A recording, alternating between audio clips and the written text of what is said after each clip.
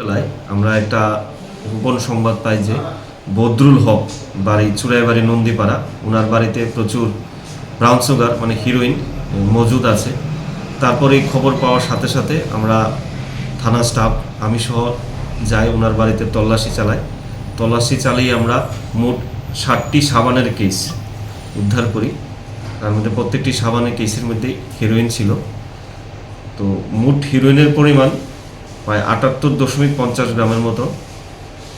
এরপর আমরা তা সিজ করি, সিজ করে যে আসামি বদরুল হক ওনাকে অ্যারেস্ট করি, থানাতে নিয়ে আসি। তারপর ওনার বিরুদ্ধে আমরা NDPS ধারায় সৌমোটো মামলা নিই, যা চুড়াইবাড়ি থানার কেস নাম্বার 2/2025 ধারা 22B 25 29 NDPS অ্যাক্ট। যেগুলো উদ্ধার হয়েছে কালোবাজারের মূল্য প্রায় 6-7 লাখ টাকা। জিজ্ঞাসাবাদে ও স্বীকার করেছে ওটি বিক্রি করার জন্য ওর বাড়িতে মজুত রেখেছে।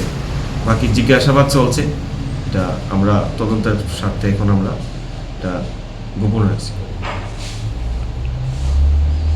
আমরা ওকে 3 দিনের পুলিশ রিমান্ড চেয়ে আদালতে চালান করব। তারপর পুলিশ রিমান্ডে থাকাকালীন আমরা সব তথ্য ওর কাছ থেকে আমরা জানব।